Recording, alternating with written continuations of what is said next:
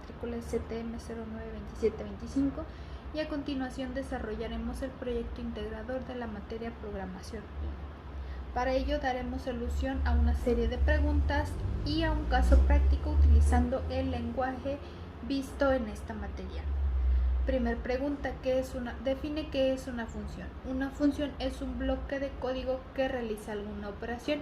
Este puede definirse opcionalmente por parámetros de entrada que permiten a los llamadores pasar argumentos a la función y devolver el valor como salida.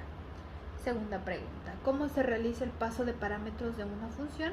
Para ello tenemos que los parámetros se utilizan para mandar los valores a las funciones y esta función en sí trabajará con estos parámetros para poder realizarlas.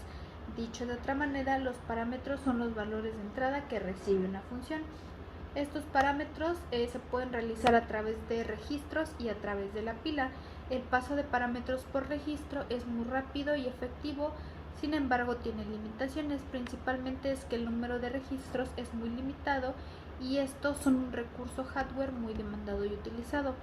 Sin embargo, para bloquear su uso en los parámetros es inconveniente que este uso se haga mediante un código poco portable y reutilizable, y en el caso de la utilización de parámetros a través de la pila, este no es tan eficiente. Tiene algunas ventajas como que el tamaño es indefinido o lo limita la propia memoria del sistema, y es el método que mayormente se utiliza en los lenguajes de programación como el C, el C++, el Java, etc.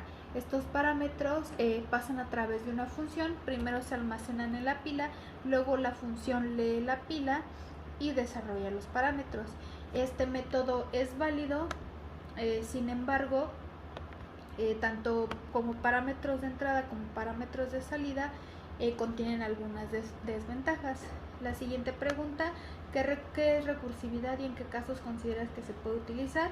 La recursividad, en su definición más básica, es la forma de especificar un proceso en función de su propia definición, y dicho proceso puede ser finito o infinito.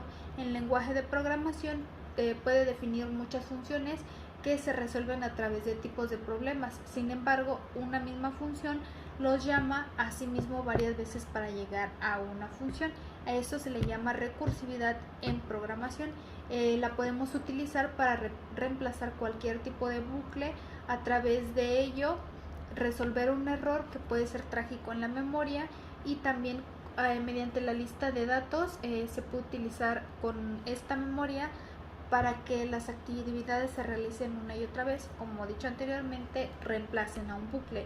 En el ejemplo número 1 tenemos la implementación de un método recursivo que reciba un parámetro de tipo entero y luego llama en forma recursiva con el valor del parámetro -1, y aquí tenemos el código de programación.